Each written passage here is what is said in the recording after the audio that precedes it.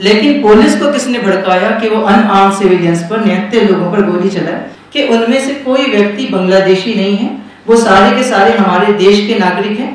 बंगाली मुसलमानों के खिलाफ जो नफरत का वातावरण है वो इस हद तक चला गया कि लोग ऐसी हरकतें भी कर रहे हैं। गवर्नमेंट खुद रिलीफ का भी कोई काम वहां पर नहीं कर रही है।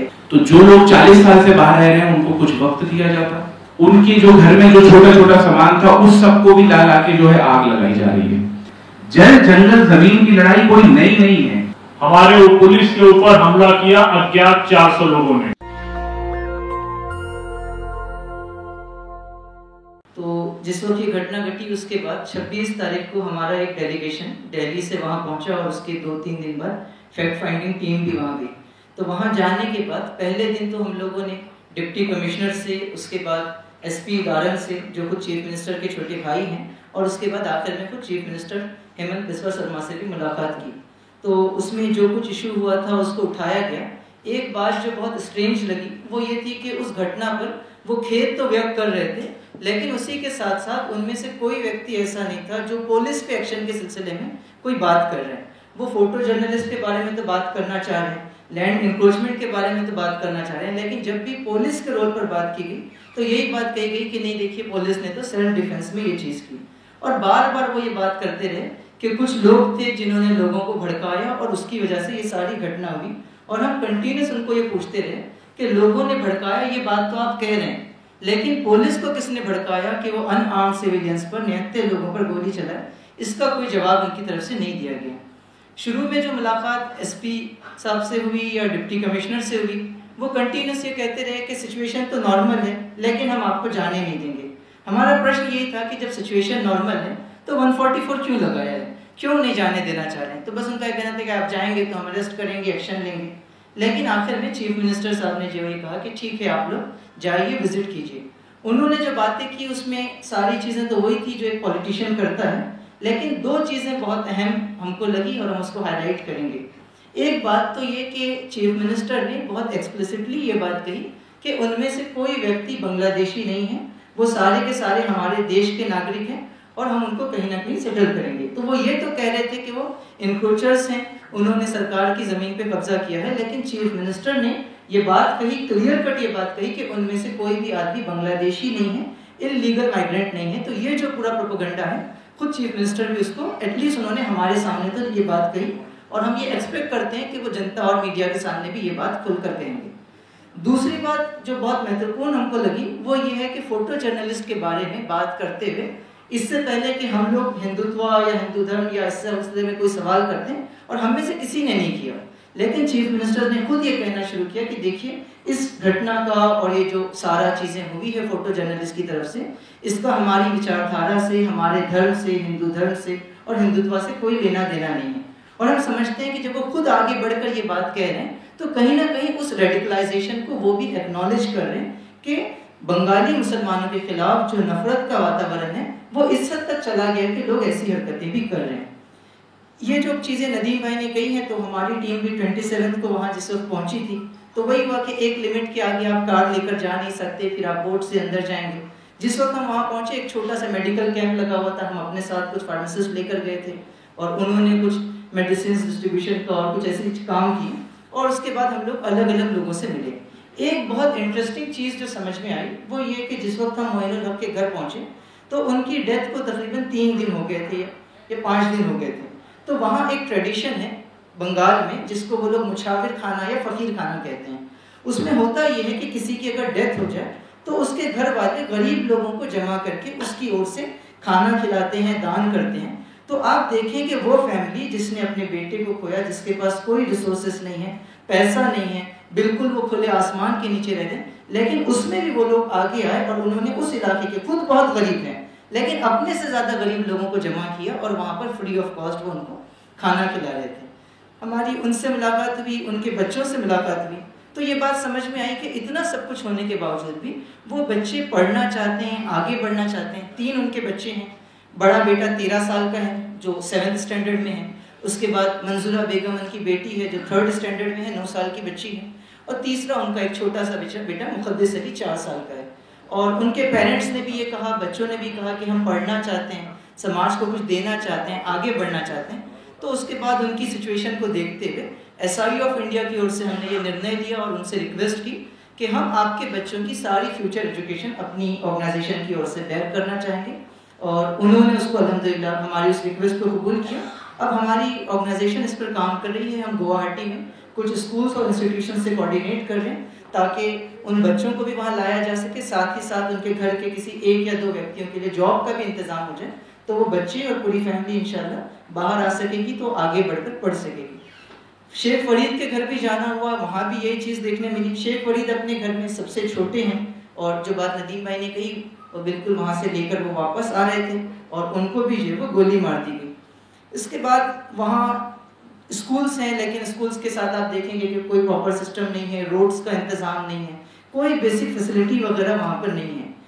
गवर्नमेंट खुद रिलीफ का भी कोई काम वहाँ पर नहीं कर रही है, और एक्सप्लिसिटली उन्होंने हमसे तो ये कहा कि आप लोग चूँकि कम्युनिटी ऑर्गेनाइजेशंस हैं, आप जो है वो सिविल सोसाइटी के लोग हैं, हम जाएंगे तो फिर रेजिस्टेंस होगा, तो आप लोग जाके रिलीफ का काम कीजिए। तो हम समझते हैं कि एक पॉलिटिकल स्टेटमेंट था जिसके ज़रिए से जो अत्याचार किया वो तो किया है, अब वो खुद अपनी उस रिस्पॉन्सिबिलिटी को भी उठाना नहीं चाह रहे हैं कि हम कोई रिलीफ की एक्टिविटी करेंगे। तो ओवरऑल जो परिस्थिति है वो बहुत दुर्भाग्यपूर्ण है। और जो बात नदीम भाई ने कही, मैं फिर उसको दोहराऊंगा कि अगर हमको 10 लाख 50 लाख रुपए भी दे दिए जाएं तब भी हम ऐसे इलाके में नहीं रह सकते। उस इलाके में वो लोग रह रहे हैं और उन पर जो बर्बरता हो रही है उस पर हर किसी को आवाज उठानी चाहिए। धन्यवाद। फायदा ये है कि उसमें ही जोड़ जोड़ के बाकी बात बोल दी जाए, लेकिन मैं थोड़े से पॉपुलर परसेप्शन की बात करूंगा। एक पॉपुलर परसेप्शन क्या बनाया गया कि वो इनक्रोच्ड लैंड थी इसलिए उसका एविक्शन किया गया। अब सवाल ये उठता है कि अगर वो इनक्रोच लैंड थी तो उसका फैसला कौन करेगा? भाई सुप्रीम कोर्ट का भी कुछ दिन पहले एक रूलिंग आई थी कि अगर कोई व्यक्ति 15 साल से या 20 साल से कहीं रह रहा है, जो अक्सर किराए के जो डिस्प्यूट होते थे, तो उसका भी बहुत बड़ा से उसमें हो जाता है। लेकिन ये व्यक्ति तो 40 साल से वहां रह रहे थे। एक साहब हमें मिले थे, बुजुर्ग थे काफी, उनकी उम्र 80 साल वगैरह थी। उन्होंने कहा था 1978 में मैंने इसी धौलपुर के जो पास में स्कूल में एक पोलिंग बूथ है वहां पे मैंने वोट किया था। तो ये एविक्शन तो नहीं था, और ये इसलिए भी एविक्शन नहीं था क्योंकि अगर एविक्शन था तो उससे पहले जो नोटिस की बात उन्होंने बताई कि 10 तारीख का नोटिस 20 तारीख को दिया गया। अगर एविक्शन करना था या उनको लगता है सरकार को कि वो हमारी जगह है, तो जो लोग 40 साल से बाहर रह रहे हैं उनको कुछ वक्त दिया जाता। अगर एविक्शन था और उनको लगता है सरकार को कि ये हमारी जगह है, तो उनकी बिलोंगिंग्स को नहीं जलाया जाता। वो ऐसी जगह है जहां पर हर 4 महीने 5 महीने में पानी भर जाता है। आप तसव्वुर कीजिए कि वो लोग 40 साल से बाहर रह रहे हैं लेकिन उनका पक्का मकान नहीं है, क्योंकि ब्रह्मपुत्र जैसे ही बाढ़ उस इलाके में आती है और वहां पूरे के पूरे घर बह जाते हैं। तो 40 साल में उन्होंने कोशिश भी नहीं की हमें यहाँ पक्का मकान बनना है। तो उन लोगों ने पंप्स, जो जनरेटर पंप्स होते हैं पानी बनाने के लिए, तो सब लोगों ने एक कम्युनिटी ऑर्गेनाइजेशन की तरह वहां पे जनरेटर के पंप्स खरीद रखे थे। अगर एविक्शन था तो उन पंप्स को क्यों आग लगाई गई? आप वीडियो देख सकते हैं, आप शायद कुछ लोगों ने देखी हो, कुछ साथी हमारे भी आपको वीडियो दे देंगे। उस वीडियो में उनके चावल, उनके जो घर में जो छोटा छोटा सामान था, उस सबको भी ला ला के जो है आग लगाई जा रही है। और एक इसका बड़ा, मुझे लगता है फरार भी उस पर बात करेंगे, लेकिन एक इसका बड़ा गेम ये है कि वो बहुत फर्टाइल लैंड है। वहां पे पूरे गुवाहाटी के अंदर जो सब्जियां जाती हैं वो धौलपुर 1, 2, 3 के लोग पहुंचाते हैं, और यही उनका लाइवलीहुड है और इसी से वो अपना घर चलाते हैं। सरकार ये चाहती है कि किसी तरह से वो जमीन एविक्ट करके कुछ लोगों को, आप देश भर में सब जानते हैं कि किनको एयरपोर्ट से लेके और टॉयलेट तक का ठेका दिया जा रहा है, उन लोगों को लाके वो जो है जगहें दी जाएं।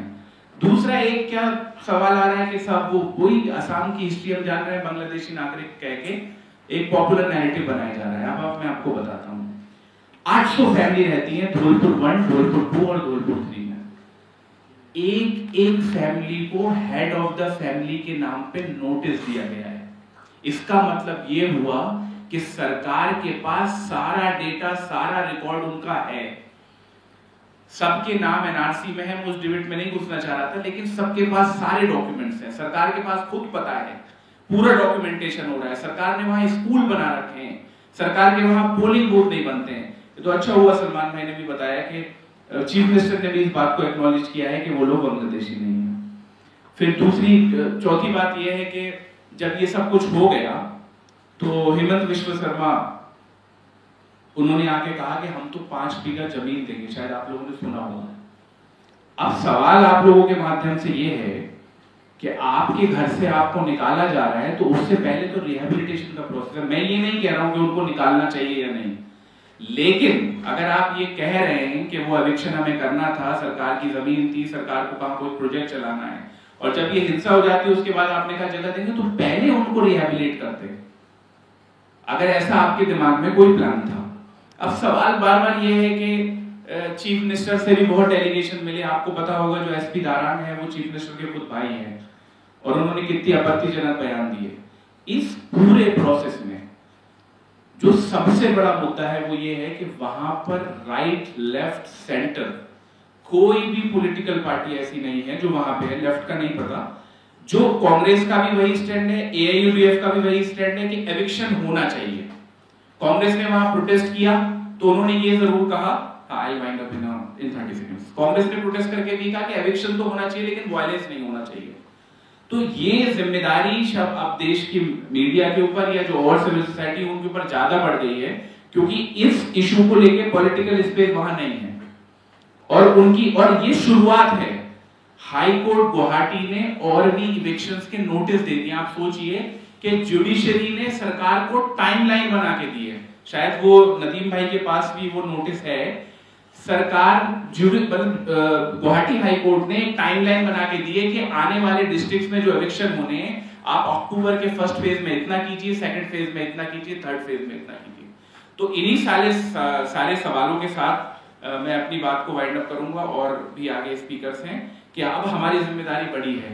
अगर वहां पर पॉलिटिकल स्पेस नहीं है या मीडिया वहां का सपोर्ट नहीं कर रहा है, जो पुराने सारे इश्यूज हैं, कि आने वाले दिनों में जो वहां के हालात हो रहे हैं उनको अभी से आवाज रेज करके किस तरह से उनके हालातों को रिस्पॉन्ड किया जा सकता है। Thank you. को खाली करने के लिए, if I am not wrong Nadeem भाई, जो धौलपुर का इलाका जहां से शुरू होता है, जो वहां का तहसील है सेपरजार, वहां से कुछ लोगों ने, शुरुआत इसकी वही से होती है कि हाई कोर्ट में एक पेटिशन डाला गया कि वो लैंड खाली कराई जाए।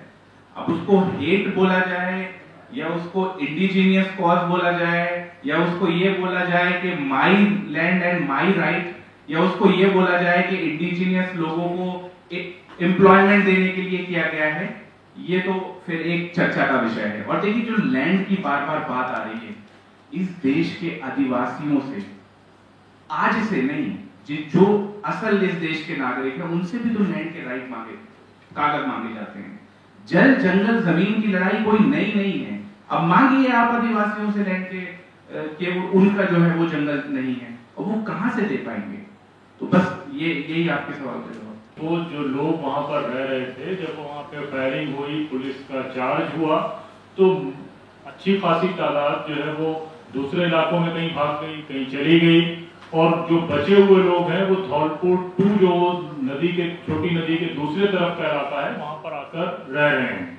बाकी बार बार जो हमारा ये कहना है कि आप एविक्शन अगर कर रहे हैं कोर्ट के ऑर्डर से, तो एविक्शन के पहले रिहैबिलिटेशन होना चाहिए। आपने गोलियां चलाई, जान बचाने के लिए लोग भाग गए, आपने लोगों को अरेस्ट किया है, तो वो एफआईआर अभी पब्लिक डोमेन में नहीं आई है। तो most of the time police क्या करती है, हमारे पुलिस के ऊपर हमला किया अज्ञात 400 लोगों ने, अननेम्ड 400 पीपल के खिलाफ आप एफआईआर कर देंगे, रात में अरेस्ट करना शुरू करेंगे, तो जो लोग रिहैबिलिटेशन का एक्सपेक्टेशन लेकर वहां बैठे होंगे, वो जेल से बचने के लिए, अपनी जान बचाने के लिए वहां से भाग जाएंगे। ये पुरानी टैक्टिक हैं जो पूरी दुनिया, पूरे हिंदुस्तान में इस्तेमाल होती हैं। वो लखीमपुर में भी इस्तेमाल हुई, वो हरियाणा में भी इस्तेमाल हुई, वो दिल्ली दंगों में भी इस्तेमाल हुई, कि विक्टिम को एक्यूज बना दो ताकि वो अपने डिफेंस के लिए लड़े, और अपना जो जस्टिस उसको विक्टिमाइजेशन के तहत मिलना चाहिए वो नहीं मिले, वो विक्टिमहुड भी नहीं लेने देंगे आप। नेशनल दस्तक की आपसे गुजारिश है कि अगर इसको बचाना चाहते हैं तो नेशनल दस्तक को सब्सक्राइब करने के लिए रेड कलर के सब्सक्राइब बटन को दबाएं, फिर बेल आइकन की घंटी दबाएं। नेशनल दस्तक को बचाने के लिए बहुत जरूरी है कि हर खबर को शेयर करें, लाइक करें, कमेंट जरूर करें।